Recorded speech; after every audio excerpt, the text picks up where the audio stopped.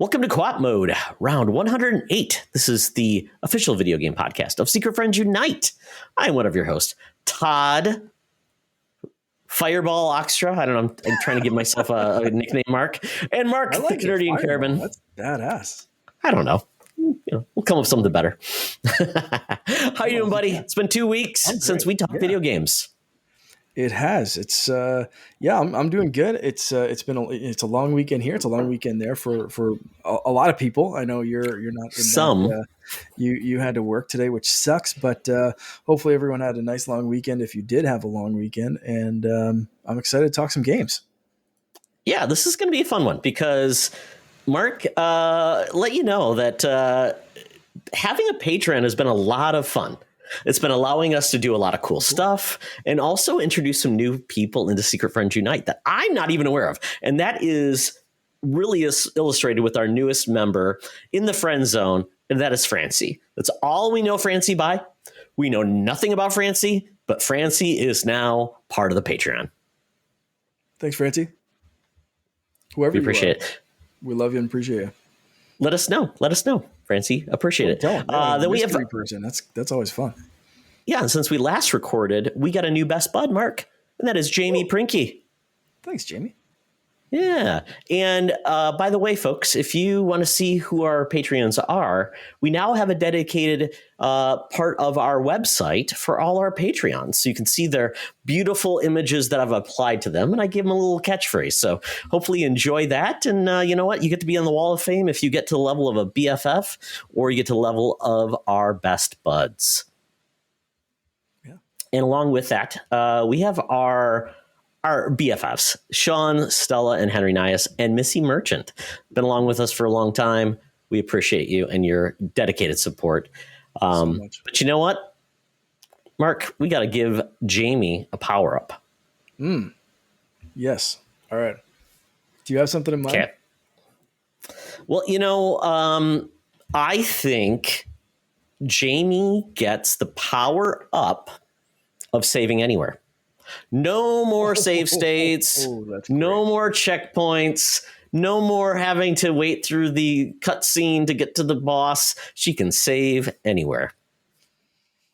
That is awesome. So, okay, whoa, hold on. I got to ask some questions here because that's a God mode power. Like, how many times in life have you been like, man, that looks stupid, but I can't try that because I'd probably kill myself? Like, is that like I'm creating a save right now, go off, do your dumb thing, and then if it doesn't work out, just you're right back at the save? Absolutely. It's like save scumming is the best way to put it. It's like, there's something that I shouldn't do, but I want to try that out. But I don't want to go back 3 hours. It's kind of like the famous one, Mark, if you remember this, in Nintendo Power Magazine, you got Dragon Hero, which was Dragon Quest in Japan. Dragon Hero. I think, was it Dragon Quest or Dragon Hero? Can't remember. It was the first Dragon Quest game in the US. You got a copy of that with Nintendo Power. I was playing that. I was babysitting a kid across the street. He had his NES. I was playing that game. I said, you know what? I got a cursed belt here. I'm going to wear it. Because I'm like, maybe nothing bad will happen. No, right. Something bad, of course, happened. But there was no save state. There's no save anywhere. So essentially, I lost all my progress. And I said, screw this game. Never playing again. Oh, yep. Well, we've all been there. All right. Well, I can't top that one because that is excellent. I can't top that power. So I'm just going to add to it. And I'm going to add something simple, but I'm going to add something that I think will make it even more fun. And that's a double jump. That's it. Like you can't double jump IRL normally. So okay, in real life. So we're saying this is a real one. So I was thinking like a save state in a video game, like save anywhere. Oh, no, I'm thinking like this is your real life. You get this power up in real life. I love it. So like the power to be able to just be like, okay, I'm gonna do something stupid, save, and then double jump off a cliff. Like that is just fun times waiting to happen. Like I think the double jump really adds to the lifestyle of like, hey, there's a cat stuck in a tree. This could end poorly, but I'm going to save right now and then double jump to get the cat. If it ends great, I'm a hero. If it doesn't, save state, let's do this again. So perfect. I like this. Real life power up. I'm going double jump. So my double jump is essentially like almost a foot because I think my regular jump is 6 inches. All right. Good jumping ability plus double jump. Assume a fantastic jump. The Mario jump or something like that. Yeah, Okay. like a so like almost like like you're doing like a total somersault while you're doing it. It's totally cool looking. You look awesome. Yeah. We're going 90s Super Nintendo action game double jump of just ridiculous proportions. Yeah, that's a good perfect. So no monkey's paw in our power up this month. I love it. No, not at all.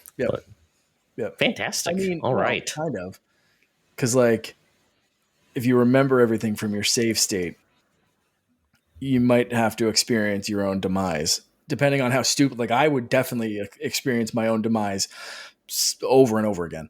I'd be just constantly saving, just constantly like, gee, I wonder what this does. And it just, electrocution, and just like come back and just be like, okay, well, don't touch that thing anymore. But if you remember it, that's a little bit of monkey's paw, because then you have to deal with living your own post-traumatic stress. Oh my God, PSTD. Oh my God. Yeah. Oh my God. Oh, just maybe be careful with it. Okay. Because we've all had that point where we mistakenly saved at the wrong moment. Like we have like one health bar and there's no place to get health. And you're like, why did I do that? I'm never getting out of here. Yeah. Yep. Use it wisely. There we go. Awesome. Well, very good. Hopefully, Jamie, you enjoy your power up and use it well. But with that, we get to buy, rent, return, Mark. And I'm going to hand this over to you because I said, Mark, you've been so happy with my picks over the last how many episodes. I said, why don't you pick it this time, Mark? Yeah, I thought about doing something like Nintendo specific or just like, pick your favorite Pokemon or something. I didn't. I went pretty good. So, a lot of the theme today is going to be DLC focused and talking about some stuff. And we'll get to that in the bonus round and some stuff that was thrown out in our Discord. But I wanted to keep with that theme for the buy, rent, return and just go with some awesome DLC. So my choices for buy, rent, return awesome DLC are The Witcher, Blood and Wine, Shovel Knight, entire treasure trove DLC additions that were added on there, and Breath of the Wild Champions Ballad. So they are the three options. We got Brennan Myers hitting us back with the choices of he's going to return the treasure trove. Killing me slightly there, Brendan. Treasure trove, but the reasoning behind that, because of it being different playable characters, where he would want more Shovel Knight. I understand that. Sure, you need a character that you absolutely in love, and then they make you play all the villains or whatever. I get it.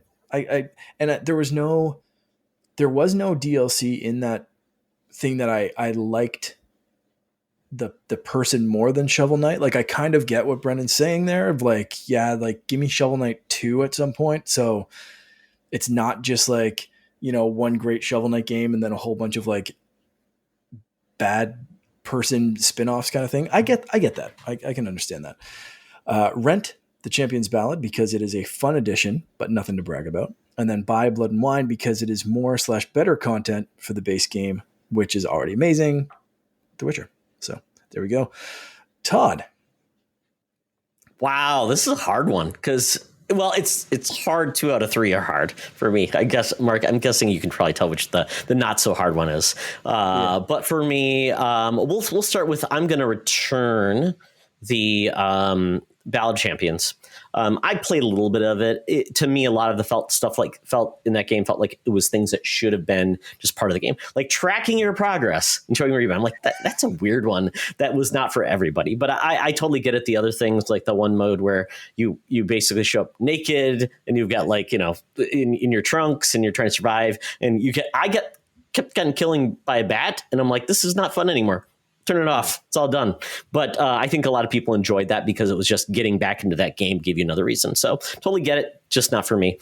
Then Shovel Knight Treasure Trove. This is a rent. Not because I didn't enjoy the game. Shovel Knight is like the only game I ever beat on my Vita. and I owned it on my Vita, which meant I got cross-buy on my PS4, which means I still have the game, even though I don't have the Vita anymore. And you got so much content in, it's great. The Plague Knight, like I think to Brendan's point, you may not like how the Plague Knight plays, or you may not like the Spectre of Torment part, or the King of Cards, or the Shovel Knight Showdown.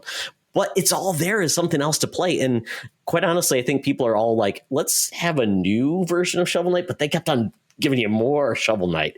So it's almost like an embarrassment of riches. But to me, I never fully got into the other parts. But I mean, if you love Shovel Knight and you love that aesthetic and their gameplay, it's a lot and it's well worth the money. It's, I mean, for the amount you spent, maybe the $20, I think, when it came out.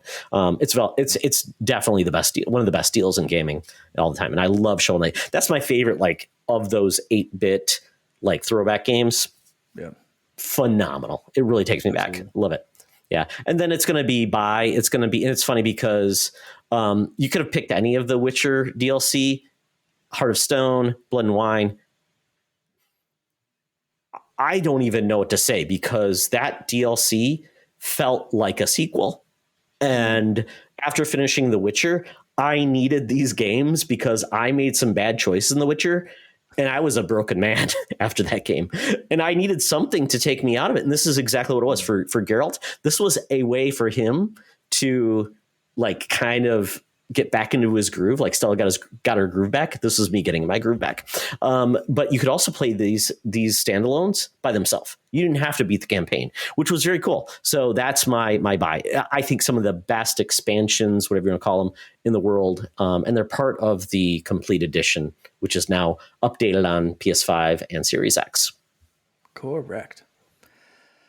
All right. I picked 3 really difficult ones for me because they're all fantastic. And I even just listening to you and seeing what Brendan wrote, I'm kind of torn with this.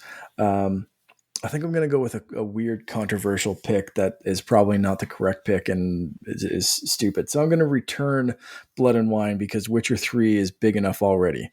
That every time I start to play Witcher 3, I get lost in it and I end up not completing it. It's kind of like for me, like a Skyrim kind of thing. Like I've started and stopped Skyrim so many times on so many different platforms that it's just like I end up going off and doing 100 hours worth of like side quests and stuff. And that's, yeah.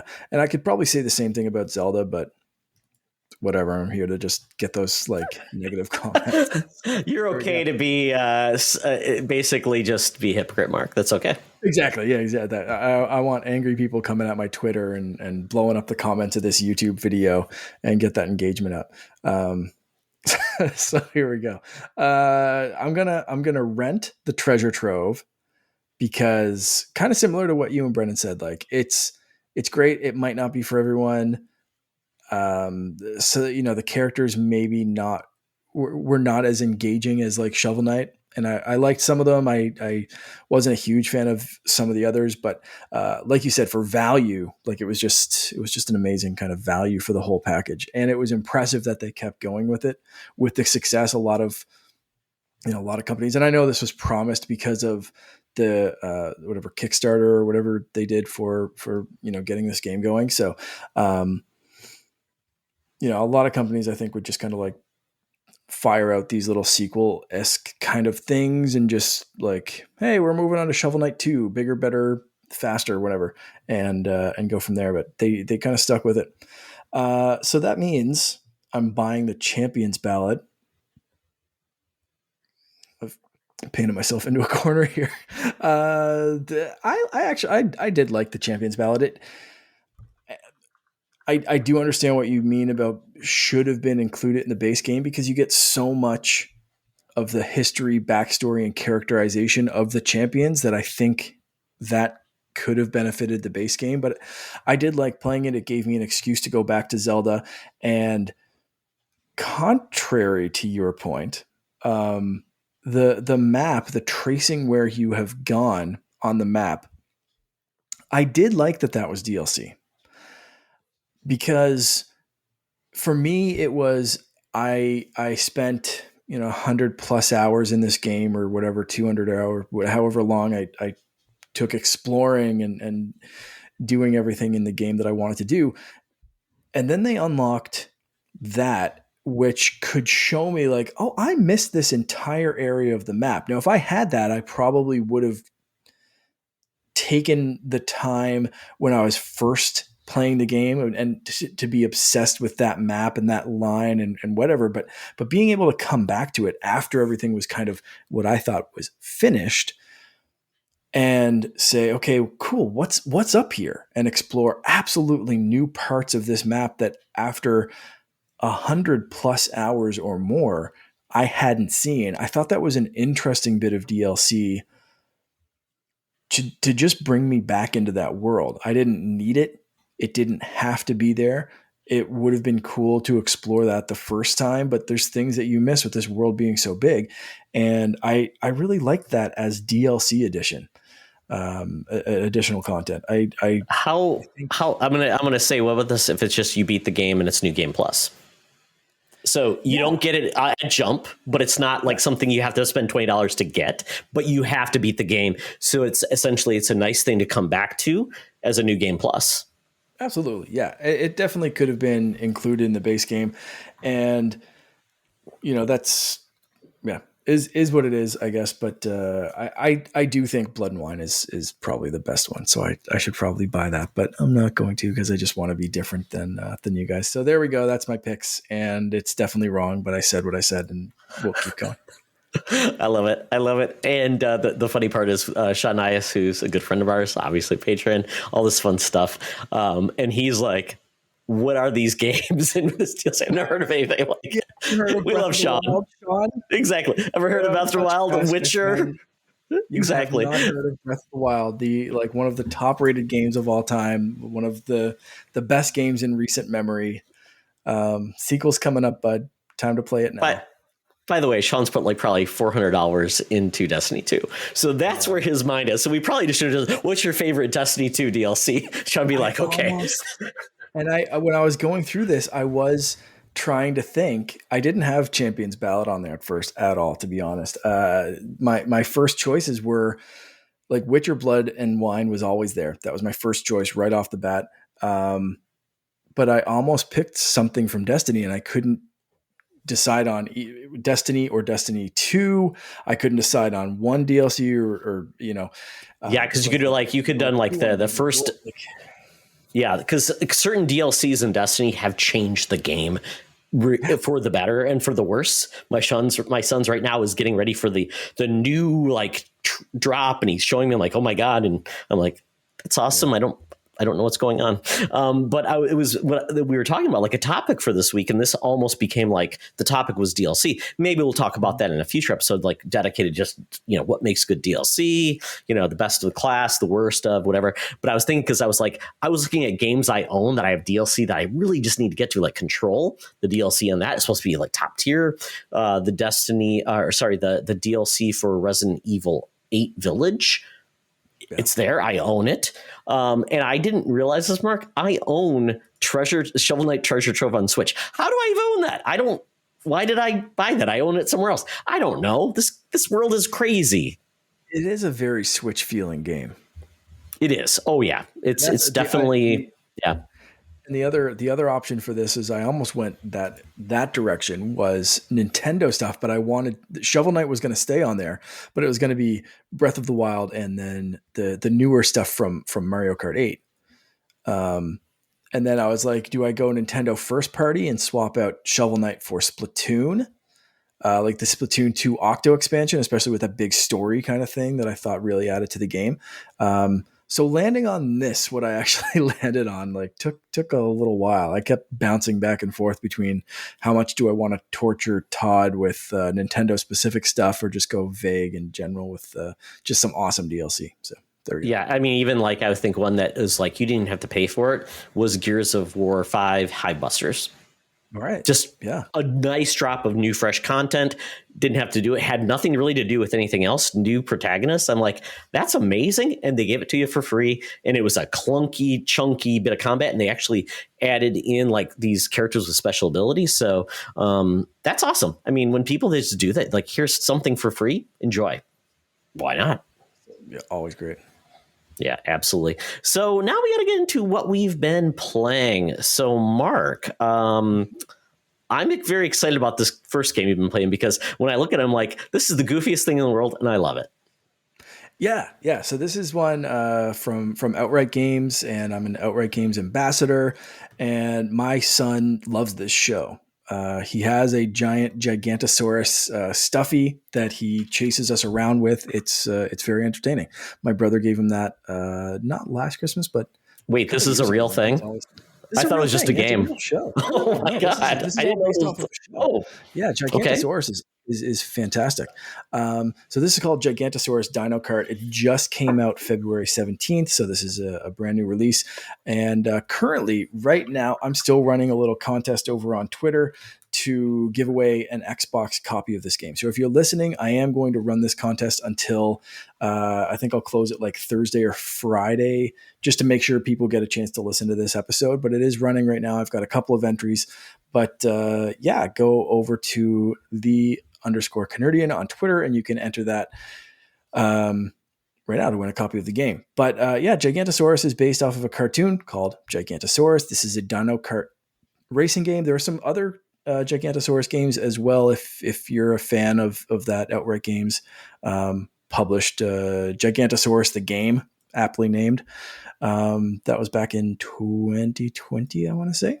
And that's out for everything. But this one is also out for PS5, Nintendo Switch, PS4, Xbox One, Windows, Xbox Series consoles, whatever. Developed by 3D Clouds and published by Outright Games.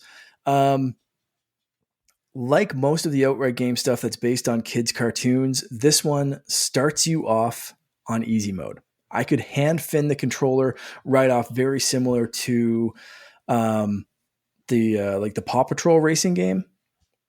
And it's it automatically has like lane assist on, automatic go. It basically like literally just kind of handed him the controller and he was just randomly hitting buttons and randomly doing things, and he still kind of enabled him to race. And it was the only downside of just randomly handing Finn a controller and watching the AI drive for him was the Y button on Xbox in this one. The Y button resets you. On Switch, it's the X button, that button up top. So it'll reset you, which is great if you get stuck in a sticky situation. Not so great if you're racing and then you hold in or press that button and it sends you back a little bit. So not ideal, especially for a 2.5-year-old with a controller that just wants to press all the buttons. So he ended up falling a little bit behind because he really liked just the poof that happens when you set yourself back. And like he had a pretty good lead at first and just kept going back. So aside from that, awesome. He really loved it. I played this a bit too, just to kind of see, how it felt. I've done comparisons, and I'm going to release a comparison video on our YouTube channel, so watch out for that. I just have to capture a little bit more footage to be happy with, but a comparison between Switch and Xbox because I got copies of both. Yeah, I really kind of dig, both versions, to be honest. If you want to get this on Switch, if your kid has a Switch, feel free. It's not like a dumbed down version. The visuals obviously aren't quite as vibrant on the Switch, but like still very colorful, very bright. Everything still runs really nicely. It's, just shines a little bit brighter on the Xbox Series X, but yeah, perfectly capable on Switch. There's a lot of stuff to unlock. There's a ton of characters from the TV show. There's wide variety of like stages and cups and different things that you can play through like adventure mode and unlock. And like I said, it's kid friendly right out of the gate. So yeah, big recommendation on this game. It's so far really good. I have been hearing of some bugs, so I do want to address that people were talking about like so like any kind of good kart racing game, there's like different power-ups, and but there's also in this game like level hazards basically. So like one of the first levels, they'll like shoot rocks at you from from a rock slide kind of thing. But then there's apparently there's something that they may have disabled Gigantosaurus in Gigantosaurus's own game, because in the cartoon, Gigantosaurus is a massive kind of T-Rex looking dinosaur type thing. Um, and apparently in this, some people have been complaining that Gigantosaurus has stepped on them and sent them through the stage, like kind of Oh, clipped stage kind of yeah. thing. So I haven't experienced that bug myself. Um, but I have been hearing some stuff in the Ambassadors Club Discord. I might like getting like crushed by Giganotosaurus and put to the bottom. Yeah. Does it do the Mario Kart thing where it's like a little guy in a cloud puts you back on the track, or no? Well, no, that's the poof, like that. Oh, the X poof or does it. Y Okay, button kind of got poof. it. Yeah, No it's not pterodactyl quite as, comes by and swings by and picks you up and go boop. no, it Okay. just kind of snapped you back there. But that's it so far. Like it's a very competent racing game. It's a very kid friendly racing game, but something that the whole family can play too. So, there's the drift mechanic. There's everything in there that you'd want from a good kart racer. That keep you coming back and give you a nice little alternate from Mario Kart that we've been enjoying the same game for. I don't know how long's Mario Kart 8 been out. Since 27 years. 2012, maybe Like since the Wii U. Yeah, yeah, like 10 years, 27 years, 11 years, maybe. Yeah. Yeah, yeah. So I like it, man. And if you have a kid that likes dinosaurs as much as mine does, no brainer. Like check this one out. Dinosaur. Oh man, that reminds me of like there was a show Logan liked on PBS called Dino Dan. It was great about a kid in reality, and they had like CGI dinosaurs that he would like learn about. Such a great show for kids. Cool. This reminds me of an old game. Oh shoot, what was that game? It's like an old racing game. Chromag Rally. Oh, with like cavemen. Yeah, Oh, okay, it I kinda can see reminds me of that. Everybody had a Like kart racer back in the day, right? Chromag Rally was like my jam back in the day. That was a good one. Yeah, I had and that that's why every once in a while you get a gem. You get like a Sonic racer, you get a car Crash racer. You do. So this is great that you get those. And you know what? Nobody owns carts, and they're great. And it's fun that these are great for younger audiences too. Yeah, yeah, really solid racer, especially like you said for the like younger racers and stuff. Like, Yeah, really good. So check it out. very cool. So Yeah. Do you want me to continue and then or do you want to do one on one? no, go ahead. Because I was going to say, because I was, before you came on, I was getting back into Hi-Fi Rush to try it on my PC, because my PC has been having some problems. So the great thing about now on Game Pass on PC, my save progress transfers as well. So it plays pretty well on that. I was worried about my PC because it's struggling still, but it plays pretty well there on even a kind of crappy system at this point. So how you like it so far? I love it. And Finn watched me play it. It's colorful enough then that it's he didn't really get the repercussions of like trying to recall the person who just got a robot arm kind of thing. And some of the social commentary bits of it, but he was just digging the music. Both he and Loren were kind of like in the room, like playing and stuff. And I was kind of like playing it myself, and like we all ended up on the couch just kind of like jamming out to the music and just kind of like watching this colorful game. So I'm not super far into it. I beat the first boss so far and kind of moved into the big buff lady. Yes. Okay. Oh, she's awesome. When she comes on stage, she looks awesome. And yeah. So finished that one. That big, the giant robot boss was badass too. It's neat because the mechanics are great. And I was thinking, I'm trying to find all of like the music in the game, because there are unique tracks and there are also licensed tracks too. Which is kind of fun, because you're like, okay, is this going to work with, music, and it does really well. Absolutely. But there's also unique tracks as well. Yeah.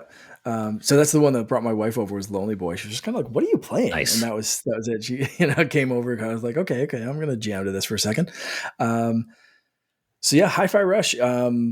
It's I know you talked about it last time, so I'm just going to kind of say like I'm really enjoying it. It's really good. I'm hoping to play more of it this week and kind of get more into it and get a little deeper into it. But it is really really solid. I love the the vibe, the color, the music, the rhythm parts of it. It's a really really strong addition to Game Pass Yeah. and Pro tip. amazing for a surprise drop. Yeah, a pro tip. I've got my Xbox controller in front of me. Hit the little button. I think it's the box. I don't know what you would call it. Options. Yeah, like I still always call it a select button because I'm old. Yeah, it's And the far it's left button, option button on the left. If you do that, you'll get like a nice little a little rhythm bar down the bar, bottom. Yep. which is nice that they don't tell you you can get, and it's great. And Mark, I will tell you this: you can then go to your TV to see if it's any lag. The only thing I found though, it can tell you you've got lag. It will not adjust the lag though. So Oh, you may have a problem with, a lot of people have been saying, yeah, thanks for telling me I've got a lag. And thanks for not actually adjusting the lag, which is okay. Because I think half the fun is it doesn't punish you. It only rewards you if you get it right. yeah, yeah, and that's like one thing that I so far haven't noticed any lag. My TV seems to be keeping up pretty well. Mm-hmm. Um, maybe I should test that, but yeah, that's been really fun. And I did turn that bar on pretty quickly because I had heard some other people talk about it, and it's very useful. So yeah, but like you said, it doesn't punish you for not being on the beat, but you just get those rewards for being on beat. And so far, I've been pretty good at like timing those, and you get those little bonus kind of like circle combo hits and all that kind of stuff. Like So it's rewarding when really it does it. so good. Yeah. Um, so if you haven't picked up Hi-Fi Rush or you haven't checked that out, I highly recommend checking it out. It's really, really good. And then the last Have thing I've been playing. I was going to ask you really quick though. Did you get the grappling hook? No. Oh, you're gonna love the grappling hook when you get it. Okay. So good. All right. I know. Yeah. There's some unlocks and stuff. So that's what I mean. Like I beat that first part. I'm in the little hideout thing now. And I know I have to like talk to her to upgrade some parts. And that's the last bit I played. So that's coming. That'll be the first one I focus on if it's that good. All right, cool. So I'm like itching to play that now. I just picked it. I just started it this weekend, so I haven't had too much time to play it, but man, it's so good. And the last thing I've been picking out a little bit this weekend, I finished a couple of the worlds in Super Mario Land 2, 6 Golden Coins, which is now on Nintendo Switch Online as part of the Game Boy and Game Boy Advance collections. I love this game. It's so good. I'm so happy that they picked this one instead of picking just Super Mario Land, because this game is so much better, like leaps and bounds better. It is just a far superior game, and I'm really happy that Nintendo can admit with their own library sometimes when like something is better, you know what I mean? Like it's kind of rare for Nintendo. Like a lot of time you expect Nintendo to be like, nope, you're playing Super Mario Land first and you'll get number 2 next year. And then number 3. Here's your medicine. Take it before you get your sugar.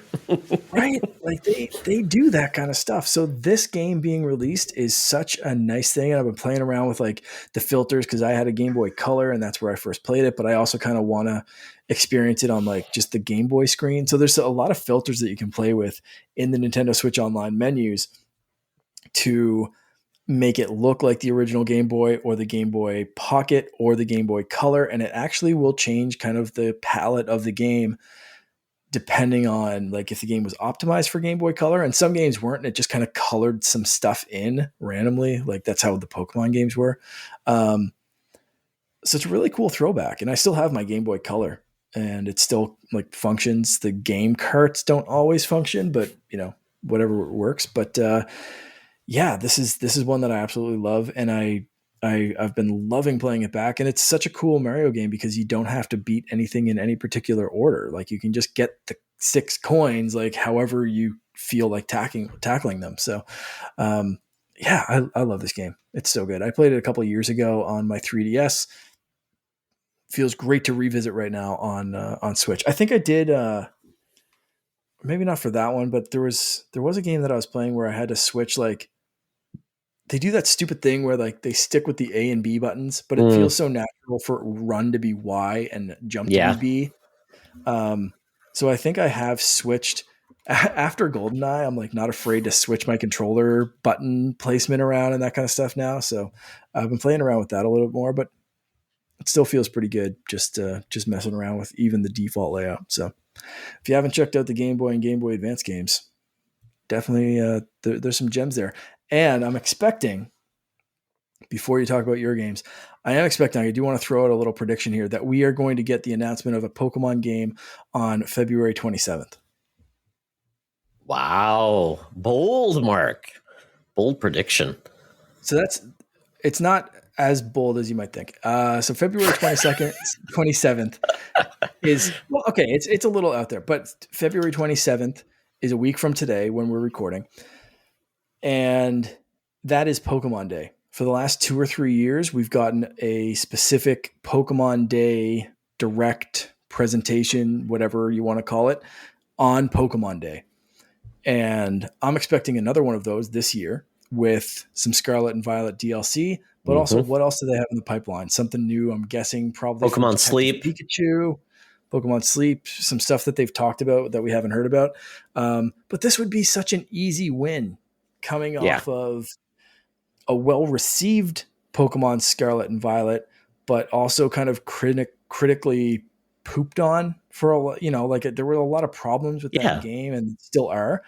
This would be such an easy win for them to say, they just launched this on Nintendo Switch Online, and here you go. Throughout the next year or whatever, you're getting Red and Blue, Gold and Silver, Scarlet and Violet, or Sapphire, Ruby and Sapphire on the Game Boy Advance, and expect these to drop throughout the year. Such an easy win. Everyone would go crazy. You'd absolutely dominate the news cycle of like Pokemon games are coming to Switch. Like it's a no-brainer win. It's not going to steal sales when they eventually do any type of remaster or whatever, because guess what? Those are still Game Boy games that a lot of folks will be like, it's a curiosity. It's fun. Great. I want the latest and greatest. I want the better visuals. I want the creature comforts. I want those things. So yeah, you can serve two masters in a way to do that. And I think to your point. So Mark, I'm going to hold you to the fire. We're going to go crazy. So what's like you said, they picked Super Mario Land 2, not 1. So are they going to go like the very first game, or are they going to go like, your thought would be like, what's the game from Game Boy that they would go after, or Game Boy Color or whatever? What's the game that they should do? Because I will tell you this, for folks, unless you get like the expansion pack version, you only get the Game Boy Color on the base version, like I've got. So I'm in the poor man version. So I'm guessing they would do like the lowest common denominator, right? They wouldn't go GBA, and that's the only one you get unless they're cruel masters and they want you to spend extra money. So what do you think? That's it. Depending on Nintendo Switch numbers right now, like the online plus expansion pack subscription numbers, they could do that a couple of different ways. My personal thoughts is they're going to do Red and Blue. Very easy to do. Maybe throw in Yellow and do all three, play whatever version you want. But I could see them just doing Red and Blue and then doing Gold and Silver. Like I could see them doing these games in order, because once you play like a newer one, the curiosity to go back is not as strong and you miss some of the improvements. So if you play even Ruby and Sapphire on the Game Boy Advance one, which I could see them doing if like Nintendo Switch Online subscription numbers are down, like that's a good way. Like, oh, we're dropping Ruby and Sapphire in the Game Boy Advance version, pay the extra tier and you get that game. Cool. Yeah. Awesome. Nintendo's happy and Pokemon Company gets another dump truck full of money. That's a kind of shitty scenario though. I'm thinking that they just drop Red and Blue, because even if you play Gold and Silver, the improvements that they made in that game, while kind of incremental, but that's an actual Game Boy Color game where Red and Blue aren't. And there's just those quality of life improvements that if you play that and then you try to come back and play Red and Blue, it feels weird and you start to get annoyed. And that's why, like, it also kind of depends on if they're doing any remakes this year. You know, if they are remaking Gold and Silver, we probably won't see those on this service, where we already got Let's Go Pikachu and Let's Go Eevee. So that was kind of the remakes of Gold or Red and Blue. So, you know, I doubt we'll get like a full remake of those games anytime soon. So it kind of all depends on a couple of factors, but my gut feeling is Red and Blue launches first. Very good, Mark. I'm glad you didn't hedge your bets. You were honest on there. So take that, Mr. Nintendo. Make it happen. Doug Bowser, come out of your hiding and make Mark a happy man. Yep. Come on, Doug. What have you been playing? So I will continue to touch upon The Last of Us Part 1 because I am really, and it's funny, I'm enamored with the TV series. We talk about it on Secret Friends Unite if you want to hear about it. Mark, have you watched any of it yet? About of The Last of Us? I'm caught up, Yes. Other than the last episode that just aired this weekend. Okay, so, but I mean, wowie wow. You played the first game, right? Correct. Yes. Okay. So it's been amazing to just do both, play the game in its best form ever, plus also watch it in this amazing adaptation we've gotten. I watched last night. I will say another episode that doesn't disappoint. And I was kind of trying to, once again, track from like a walkthrough of the game where they're at and trying to remember, like, okay, is my mind still remembering me where this is at in the actual progression there? So it's tying out pretty well still with only 3 episodes left. No. Yeah, they're on 7, 8, and 9. So that's the last 3 episodes. So this is 6th. We have 3 more to go. And they could tie it up. It's going to be a tight, race to the finish the first game. So I don't want to spoil anything for you, but I am just loving this whole bringing me back to the game that I have not touched since 2013. Now playing it again as the series has gone on. It's great. I'm enjoying it so much. The fact that they've taken certain things to expand, certain things to just, we're going to do some things. And we're going to do some original things too, which is great. And I've been happy with all of it. Yeah. Yeah. Holy crap. And it was so funny, Mark. I will tell you this. I'm not sure if Lauren is very familiar with the series or whatever, but the sound the clickers make and the those noises, it drives Chris nuts. She's like, it freaks her out. Holy crap. That sound is so pervasive and just, it's unsettling in the game. And then to hear it in real life, oh my God. I mean, wow. It's amazing. So Lauren had no real interest. I kind of described, she was a little bit interested in what she heard about episode 3, but she hasn't been watching. I've been watching that myself. So yeah, not something that I have to worry about her getting driven crazy by the clicker noise. She won't watch it without you, is what you're saying? No. Like my wife with Wednesday, as we said. Yeah, it was a good time. But yeah, I'm just loving this. So the good news is I don't have to worry about rushing through it. I can watch the show, watch this before I have to worry about like running out of time until the next big game comes out. So I'm really enjoying that. So The Last of Us Part 1, if you've never played, it's on sale right now on PlayStation 5. It was delayed on PC. It's coming out soon. I think it's coming out the end of March. It'll be there. So it'll be great. The show might be wrapped up by then. I don't know. We'll see. It's still great. Really enjoying it. So I'm glad they did that because it's giving me another appreciation to revisit the game versus go back to like 2014 in the PlayStation remaster. So there we go. I don't know if it's worth $70, but still, once again, there's actually, I will say this, if you want to talk about the $70 argument, because now we're talking about The Legend of Zelda being $70, Arlo, who's one of my favorite YouTubers in the world, he's a Blue Muppet, Mark, if you've ever watched Arlo before. I got awesome. Logan and I grew up with Arlo. Logan has an Arlo t-shirt. He just had a great conversation with himself. So it was Arlo versus Arlo debating the $70. It was so good because I'm like, every time I said, well, what is this? He answered the question. And it was such a good and balanced discussion from someone who is a Nintendo fan, but then has reality. So great. So the $70 discussion is another discussion for another day, but I think that's a really good point to say it's worth it if you want it. But I get it. it's a conversation. So move on. So great. Check that out. It's awesome. I cannot wait to see where this show lands. It's fantastic. But the other game we talked about last episode that I had not played that was going to get that, Savage had talked about was Hogwarts Legacy. I had a very good discussion with my son about this game. He's 17 years old, and he is so good at arguing viewpoints of the merits of this game, why he doesn't want to play it, but he's not telling me, Dad, you can't play it, but he's talking about the merits of it. And he talks about, and I tell him like, well, there's some good things in this game too.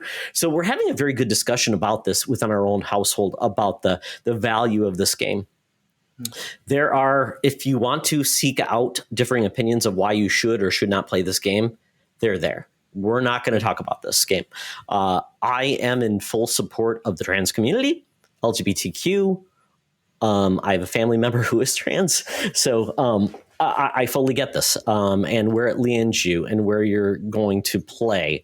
I listened to a podcast called DLC.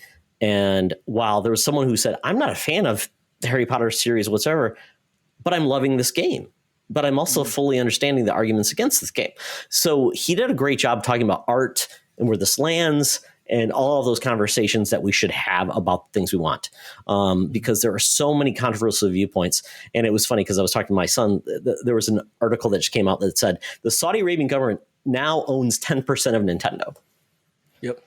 The Saudi Arabian government has zero tolerance towards anybody that's part of the LGBTQ viewpoint and lifestyle, and that is the challenge.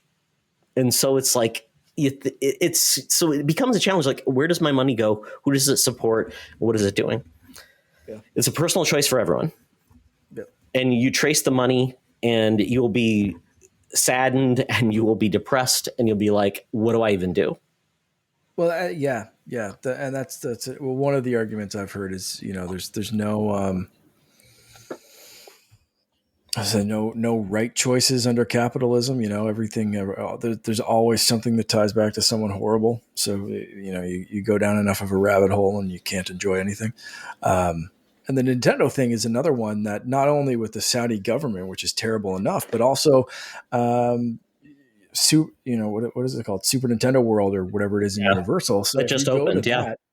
If you go to that theme park just for Nintendo, money goes to J.K. Rowling because Universal, every single ticket that's sold goes to J.K. Rowling, a portion of it, because they don't differentiate ticket sales based on if you're visiting Nintendo Land or Harry Potter World or the Marvel stuff or whatever. The Fast and the Furious, the Transformers rides. Yeah, exactly right. You're in the same theme park, so you could go sit on the Mummy for 4 hours and then leave and go home, and that's it. But they split the money up from your ticket to all parties. So every single time that you go there and enjoy anything else, J.K. Rowling gets a cut of that. So, does it? It's so tough, right? Like, what percentage of the money did she get from that? What, again, if you're gonna, every single ad I've seen for this game has PlayStation attached to it, every single one. And if there's money being, Sony paid for that. So if you're going to be boycotting the game, are you going to boycott Sony as well? I didn't personally buy the game, just for anyone wondering. But that's just because I've got too much to play already. And I haven't had the time to sit down myself and worry about that discussion. But that's like, yeah, man, it's rough. It is rough. And that's the whole point, is there's no right or wrong answer for each individual. But you know what? You can only own your own conscience. And if you think about how much could potentially she get from this game, donate that portion to a charity that supports the LGBTQ community. That's the best you can do because you're transferring the funds and you're offsetting them. That's the only thing we can do because if we say it's a monetary thing, and she was making money with those views before we even knew them, so it's a tough discussion. It really is. But I know her works and the characters in that world has given so many people so much joy, including the people that created this game that have a voice now and are wonderful people. And I think that gets us into the game because this is a show about games. So I don't want to get political, but I just want to say that, I totally understand that there's more to this game than just playing it and enjoying it. But for me, I have enjoyed it. My wife watched me play it and she's like, this is amazing. I feel like I am in the world. I feel like I'm part of living the thing that I've loved. And we've kind of missed out that in the last couple of movies. So we really haven't had that joy and wonder because they've missed to a lot of people. And this is amazing. It's the journey a lot of people have wanted to take within Hogwarts, where you want to live the fantasy of being a student at Hogwarts. It succeeds in that measure. It's beautiful on PlayStation 5. It's really cool. By the way, you can pet the cat. There's tons of cats. And it purrs through the DualSense 5, which is cool. I'm really enjoying it. It's the best Harry Potter game that's ever existed, including the Lego games, which are still pretty good. It's wonderful, and I'm enjoying it so much because there's a campaign, but you can go off and get better at certain things. You can dress up your characters you want. And Mark, it does something I think that most games should do. The best gear is often the ugliest gear, and you look like a fool because you look like Destiny. I got all this cool gear, but I look like a moron. I want to look cool. You can transmogrify the way the gear looks to something cooler, but you still retain those abilities. Like you can make your highest level gear look like any other gear that you've picked up. Exactly. So you're like, if you're set with a cool set, like you want to look like the coolest pimp in the world at Hogwarts with a big pimp feather, you can do that. My guy has these cool dragon sunglasses, and I'm like, this is the weirdest thing in the world, but I like it. It's cool. It's really cool. They also do something where one of the characters that runs Hogsmeade, was it Three Tankards? I'm trying to remember the bar, where you get the butterbeer and everything in Hogsmeade. Isn't it the Hogshead? Maybe, or three broomsticks? Is it three tankards? Maybe, I don't know. But the proprietor is a trans character, and they designed it that way. And it's very cool. And you can create a character that has whatever attributes you want and has a voice that's more male or female. They allow you to do that. So in a way, I think that's a big middle finger to a certain person, which is nice. So I appreciate that, but I'm really enjoying it. The story is fun. The powers are great. The battles are awesome because they're interactive. It allows you to choose how you want to battle. And I'm using Revelio every 2 seconds because in the world of Hogwarts, I've never seen Hogwarts look this way. All of the portraits with the ghosts that look at you, Mark, are amazing. And it's like, wow, somebody put a lot of care into this game, and I really love it. So I'm really enjoying it, and I can't stop playing it. So that's the best thing I can say about this game. But I could totally get it if you're like, Todd, you're a jerk for playing this. I get it.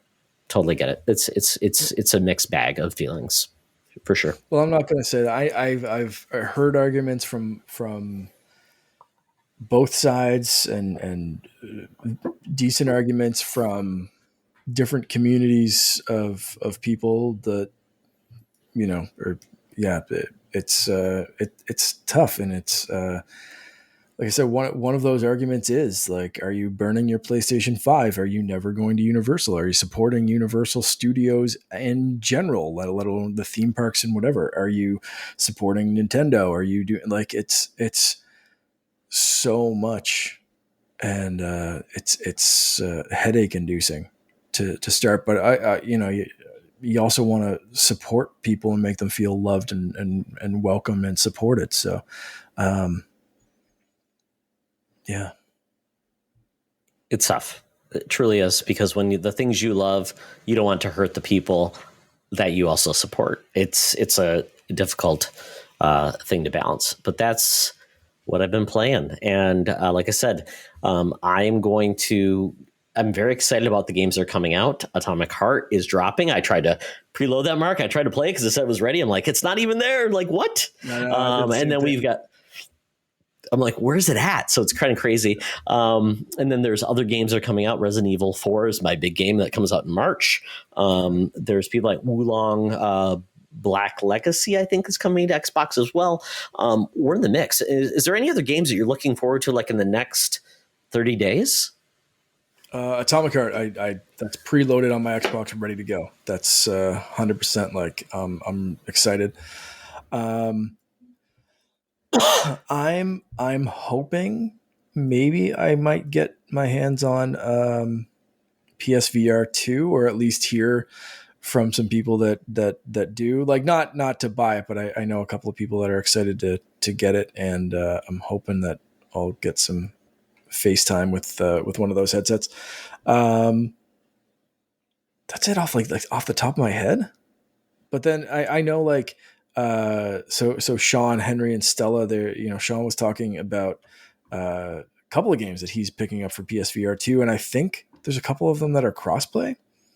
So even Yeah, on my Zenith Quest, was I'll one be you able to talked like about. plug it Yeah. in. Zenith, I think, is going to be crossplay. It is so I've confirmed that Zenith is crossplay for PC, Quest, and PlayStation VR 1. So you got to figure it's going to be crossplay for this, right? I would think so too. Yeah. So that'll be a really cool one. I've been eyeing that game for a while and just never jumped in because, MMORPG, virtual reality. How much time do I want to like jump in there? But if there's someone else like playing that, like, yeah, that might be tempting. So I'm hoping to get a little bit more into VR. Yeah, and I'm on the same page, and I have an open invitation to a certain Sean Nias and his family to try out PlayStation VR. I had reserved it for him. He ended up getting his own, so it's great. He's going to have it, and I'm really excited to try it out. So my goal is, hopefully in the next 2 weeks, to try it out over at Sean's house, have a good comparison. I also own the Quest. You talked about just the Galaxy's Edge and the game. I'm like, oh, I've never even played that on Quest, but I own it. So I really want to try it out and really get back into Quest if I can before they explode my device and make me buy a Quest 2. So we'll see how that goes. So yeah, I'm very excited to see where that goes and how the technology just has evolved from my humble my Quest 1 to PSVR 2. Yeah, very excited for that. Yeah. Very good. All right, Mark, it's time for the bonus round. And this one is kind of inspired by our Patreon family, the Niases. Yeah. So we got a little question, like I alluded to earlier, from Henry and Stella asking, what are your favorite Fortnite skins? We talked about it. I have like 400 and something skins in Fortnite. I've been playing since like chapter 1, season 2. I think, like, I've been playing since this game was like first out on PlayStation. Like, it's been a long time. So 418 skins, I think, at the last count. So it's been a minute, and I have too many skins to like go through my favorites. But I'm sure like I'll do that at some point. But we kind of narrowed it down to like licensed favorites, because a lot of Henry and Stella's were like licensed favorites that from existing franchises. So they asked what our favorites were. I'm going to go through their favorites because they have some awesome lists here. So Henry's favorites: Hulkbuster, like Iron Man from the comic codes, so good, such a great skin, and those comics were awesome. Spider-Man, again from the comics code, so that's Spider-Man Zero. Really, really cool skin. Amazing detail on that one. I love it. Captain America, not sure. Oh, never mind. He clarified. Haha, there we go. So the original Captain America, Steve Rogers. Number 4 is Mando. Number 5 is the new Captain America that was just released a couple of days ago, and that is Sam's Captain America. Comes with like the wing gliders that come out. They nailed the design on that one. And then 5B, he threw in Wolverine for good measure. Is that cheating? Like just the 5B? Henry, come on. I have 10 on mine, so you have like 5A through E. Yeah, top 5 is a top 10 because I couldn't. Maybe I'll try to narrow it down. I don't know. Here we go. So Stella's are number 1, Darth Vader. Number 2, Boba Fett. Awesome. I love the Boba Fett that they went with, like the new design from the Boba Fett show, like the black underneath. It's so good. Bakugo. Yeah, this is like My Hero Academia. So it's Bakugo and Daku are both, and Araka. I don't know who that is, but my son and I, oh God, Mark, we are all in on My Hero Academia. My goodness. They've been pumping up the anime crossovers in Fortnite. So we've got the My Hero Academia ones. We've got like Dragon Ball and stuff like that. They're knocking it out with those. Yeah, Araka is also another My Hero Academia. So shout out Stella. We're also big into My Hero Academia as well. And then 5B. So she went the same and threw Mando in there as another design. And Sean just thinks that Luke and Obi-Wan look amazing. Didn't give us a top 5, but here we go. So, like I said, I have kind of like 10 that I really love. I could probably narrow this down a little bit more, and these are in no particular order. I just kind of looked through my list today, and the comic book version of Batman. So when that came out, there was like a 2-pack. You could get comic version, and then like the Dark Knight version, like Christian Bale. That one's fine, but the comic. Are we talking like gray and blue, or are we talking like black and gold symbol? Like, it's I'll send you a picture of it later. But the comic book version, that's kind of the one for me. It is kind of a very Fortnite design. Like they've done the same what they've done with a lot of the Marvel characters. So like some of the Marvel characters are like Moon Knight. Looks like he was stripped right out of the TV show. It's not like the comic book design, it's the TV show design. But others are like Fortnite's version of this character. Yeah. Right. So it's, and Batman is kind of that. Steve, Captain America, another one that's really high on my list. Ghost Rider. So good. I love Ghost Rider. I've loved Ghost Rider since I was a kid. The motorcycle, the flaming skull head, just such a great character. And it's one that I keep going back to. So honestly, probably if this is how many times I've used the characters and how often I use them, Ghost Rider is probably at the top of this list. Really, Mark? I've seen a bunch of videos. I don't know if I ever have. That's awesome, though. But because Ghost Rider is great. Even Nick Cage Ghost Rider is pretty cool. Yeah, absolutely. The first movie, he goes full Nick Cage, and just the scream as his first oh man, that first transition is pretty cool. Like top-notch comic book and Nick Cage just over the top, overacting, having fun with it. Like if you haven't seen that movie, just go watch that like 4-minute part of Nick Cage being the Nick Cagiest Nick Cage you'd ever want to cage. There we go. Spider-Man standard version. I'm going with a slightly different one. I do love Spider-Man Zero, but I'm going with the standard version because you can do like black suit Spider-Man. And this is all like, it's variants of the same skin. So standard Spider-Man, black suit, Future Foundation, like it's all kind of included in this. So you can make Spider-Man look however you want. Really, really cool skin. Mando is definitely up there. I love choosing Mando. That's another, again, if this was like my most used, it'd probably be Mando, Ghost Rider.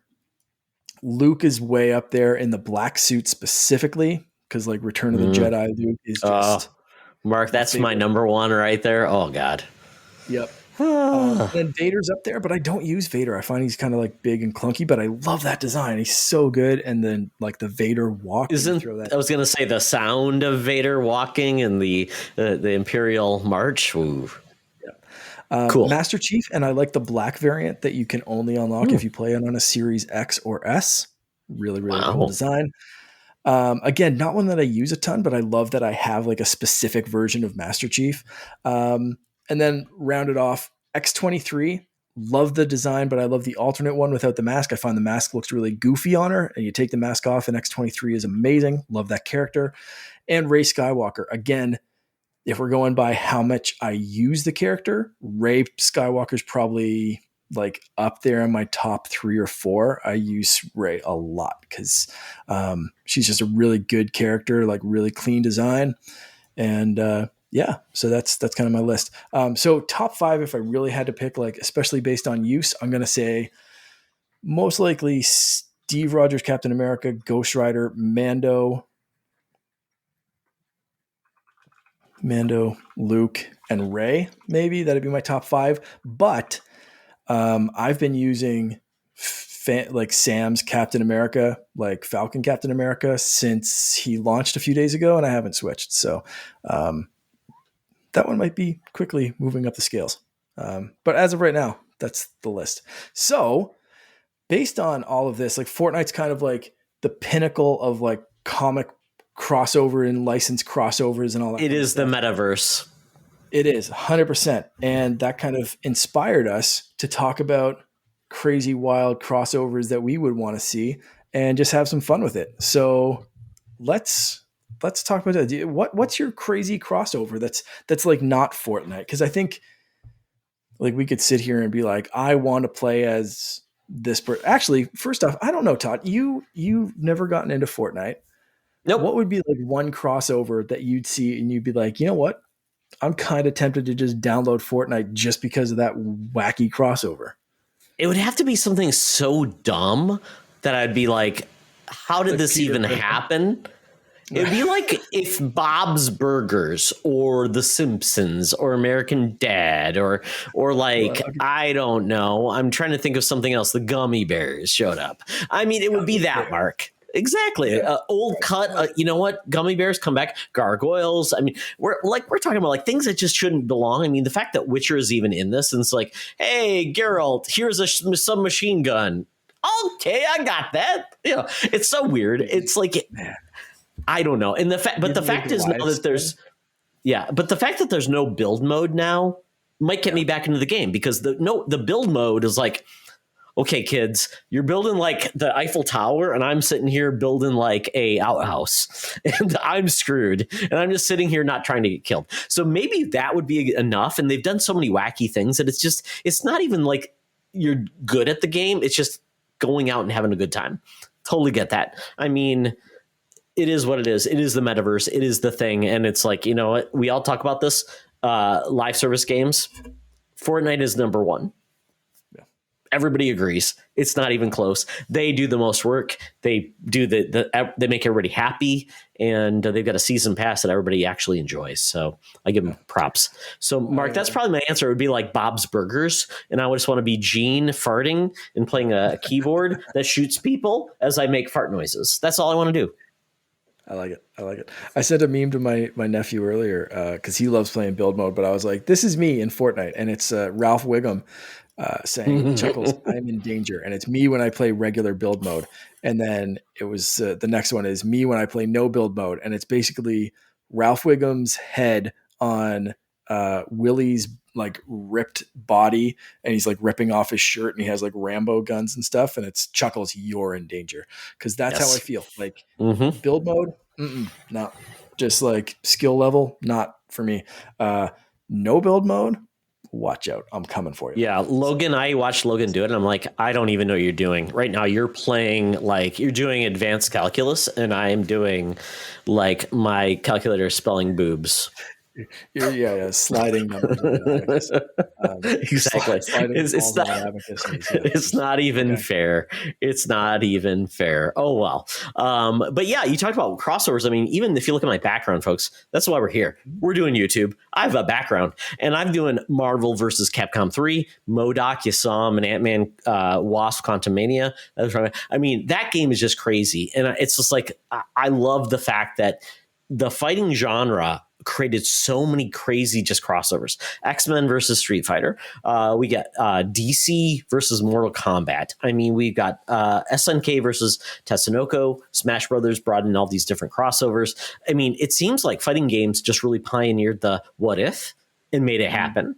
It's just crazy. We even got that weird like Sega Fighters Remix game where you got like the car from Virtua Racing that was fighting other characters. I mean, it just didn't make any sense, but that's okay. We love the weird. I mean, just embrace it. I mean, and that's what I'm so excited about in games, because anything do it. Just get a license, crossover. We got the Multiversus where we got all the DC characters. We got like Game of Thrones versus Bugs Bunny. It doesn't even make sense anymore. But I think when you talk about the crossover we want to see, I think about like the Mass Effect. And where could Mass Effect go in other science fiction universes in a way that is actually like, is it feasible? So I think about like Mass Effect cross Star Trek. I think about Cross the Expanse. These are franchises I love that are a little bit more highbrow, but they could still have a really cool crossover that I just don't know where else you would get them, because you're not getting the actors like in real life doing like live action things. Too expensive. But you get their voice talent. You could do them in a booth, and you could do those things. And I think it's awesome. Think about like Dead Space versus Aliens, Mark. I mean, why not? And that would be amazing. I mean, there are so many opportunities to say what if and make it happen. And you could say that can make sense. Same thing with Samus. We think of Metroid, Aliens. They were inspired by aliens to make Metroid crossover. I mean, that might be a little too much for Nintendo to say, oh, by the way, there's a xenomorph and it's going to like cross you over. But I mean, but you think about that's kind of the way these things launched. And you think about with Star Wars, everybody now that Star Wars is a part of Disney, what could work with Star Wars? And then maybe it's like, maybe Marvel could. And could Guardians of the Galaxy crossover with, I don't know, Mandalorian? I don't know. So, I mean, I think of all these crossovers, and I think of like, for myself, though, from a lens of the games I love and what I would like to see happen, there's a little game called Beautiful Joe. And it is all about the goofy, like crossing over like the movie genres and that type of thing. And I think Beautiful Joe crossing over with Deadpool, because it kind of goes in the absurd, could be so much fun. I love it. Yeah, I mean, it slows down time, and it's like movie snuffs. And I don't even know at this point who owns Beautiful Joe, because it was like Platinum and then Capcom. But that's kind of like the stuff I would like to see. Just like, why does it even happen? I don't know, but it's awesome and just it's great. I love that. I don't know. Fantastic. What about yourself? I mean, Mark, you are a huge fan of Disney, Star Wars. I mean, all of the Nintendo franchises. You dip into Xbox quite regularly. PlayStation, sometimes you like some of those things too. I mean, my PlayStation back up, by the way. My brother's finding his copy of God of War, so I'm finally going to play. Which PlayStation do you own right now? Is it the Destiny PS4? Yeah. It still works. Okay. I fired it up. It's all good. But for this, I'm going in a different direction than some stuff you mentioned. So I have two, and they're both based off the same franchise, and it's this franchise's 30th anniversary this year. And that is, again, I'm spinning it off of something I liked in Fortnite. He didn't make the list, but Doom Guy is in Fortnite for this season. It is the original Doom's 30th anniversary. 1993 Doom dropped on I think PC, DOS at first, PC basically. But Doom was such a massive game and a genre defining game that I'd love to see some big celebrations for the 30th anniversary. And I think the first of those giant celebrations is Animal Crossing. I think we need a Doom Guy plus Isabel's day of fun. And I think they just need, he just needs to come into town for some reason. And just the two of them just have a romp. And it's just wholesome and cute. And they're best buds. I think that needs to happen. I think we've all been waiting on Animal Crossing. That's it. Just take a break. Doom Guy deserves a break. Everyone deserves a vacation. Oh, that's a good point. It's like it's a vacation destination. He gets a ticket. He flies in there. Tom Nook overcharges him. Does he have like space bucks? That's how he pays Tom Nook. What's the bell to space bucks ratio? I don't know. They have a conversion. Don't worry too much about it. They have a conversion though. It works. So I think that would work. I want to see that because they're besties, obviously, 100% in my mind. Is it like canon? They are besties. Is it like realistic Doom Guy comes down, or is he like super deformed and looks like a Animal Crossing friend? Like, Animal Crossing chibi kind of art style Doom Guy. definitely. Might be a little too unnerving if he shows up and he's like, I would kind of love that, to be honest. That would be this, good, like, yeah. hulking, ripped, like, muscle. Is it reciprocal, Mark? Where like one of the Animal Crossing kids comes in and like is riding on the back of Doom Guy and just killing people? Isabel, 100%. It's reciprocal. Yeah. Okay. Yeah, she invited him over because they're best friends. Good luck, Microsoft, with that. Doom Guy taught her how to rip and tear. She's going to teach him how to have a good vacation. That is the premise of this. So there's no ripping and tearing. This is a nice vacation, and Isabel's just taking him through relaxing. They go and have a good time, and that's it. An interior design. They design a nice house for him to relax while he's there, a beachside cabana maybe, so he can just relax and listen to the calming waves. And that's it. So Isabel and Doom Guy's Day of Fun DLC. I need it. No special 9-Inch Nails track playing over in Animal Crossing. KK slider tracks that week get real weird.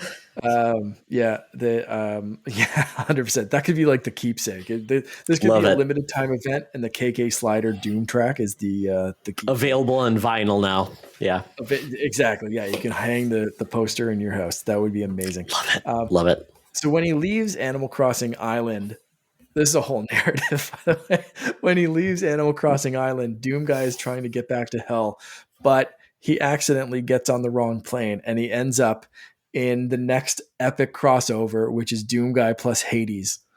He ends up in the wrong hell, and he has to rip and tear his way through Hades in some new DLC, which is Doom Guy takes on Hades and goes through the same kind of hell that I mean, the game, like kind of like you can shoot around and do some things, and I think Doom Guy's arsenal would kind of translate okay to a non first person way that Hades kind of does things. So I think that would work. I think it's a different kind of hell, and it'd be just funny if like the dialogue in Hades is so good, and I think it'd be funny to be like, where am I? This is hell, but not my hell. Like what?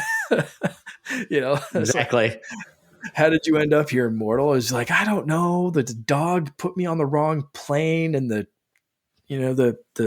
thing was like, here, I don't know, Albatross Air or whatever it is in Animal Crossing. They took me to the wrong hell. It's like, but I'm going to rip and tear my way out of here. It's like, I'd like to see you try. I'm Hades and you're never escaping. And Doom Guy does what Doom Guy does.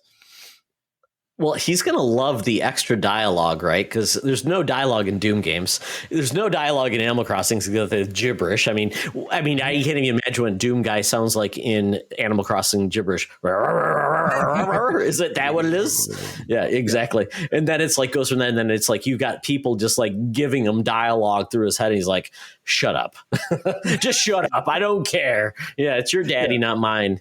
Yeah. I love it. It's a good mixture of like, different genres to go with. I like that.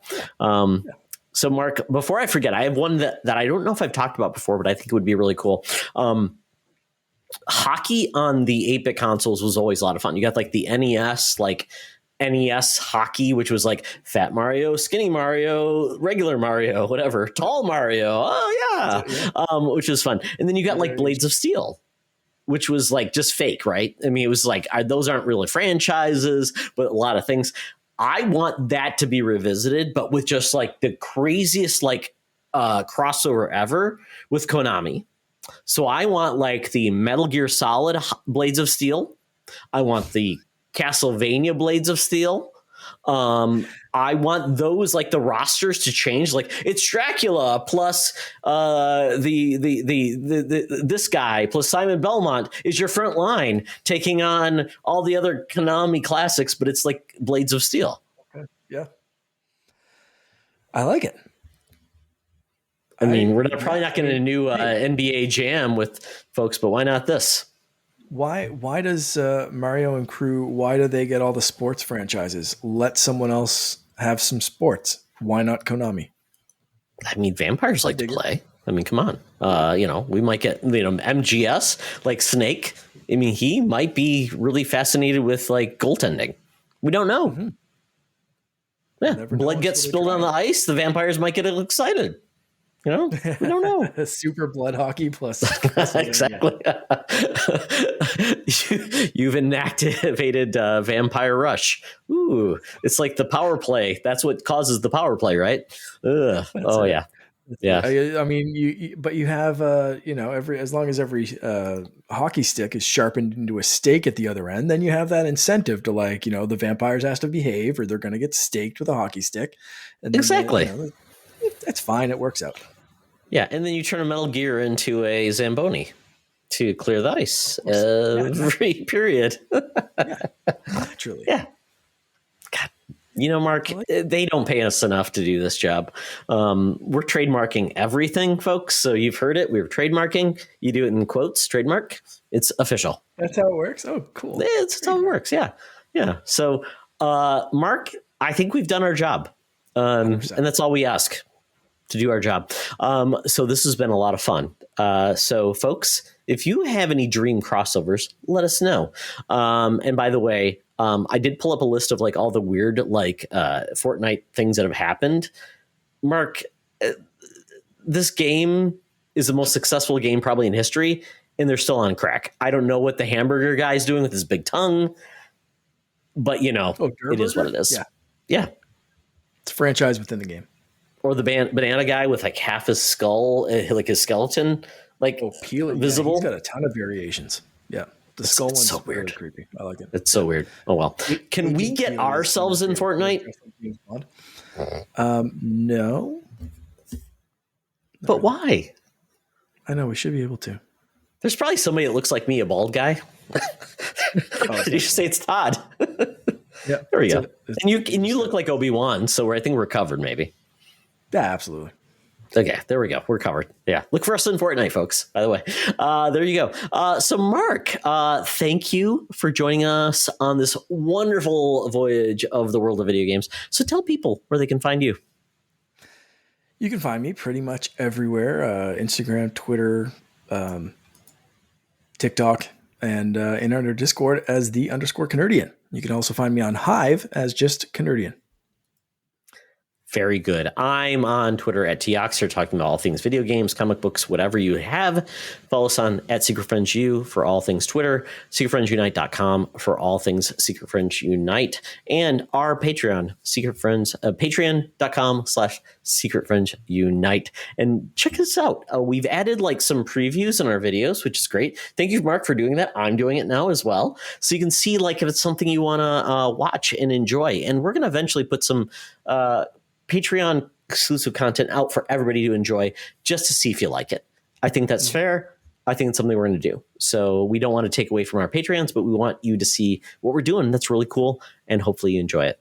Oh my goodness. Yeah, Patreons will still get everything first, but some of the stuff will hit the main feed eventually, just to kind of give a little taste of, what you're getting delayed or what you're missing in general.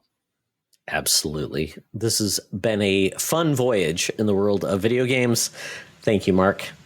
And remember, folks, it's always better to game together. This podcast is part of the Secret Friends Unite podcasting network. Visit secretfriendsunite.com for more great shows, articles, news, reviews, and more. Secret Friends Unite podcasts are available on Apple, Google, Spotify, and other podcast services around the world. If you'd like to be part of the conversation, you can join us on Facebook or our new Discord server, or follow at Secret Friends U on Twitter. Please subscribe to Secret Friends Unite on YouTube and visit our merch store at tpublic.com. Just search Secret Friends Unite. Thanks for listening.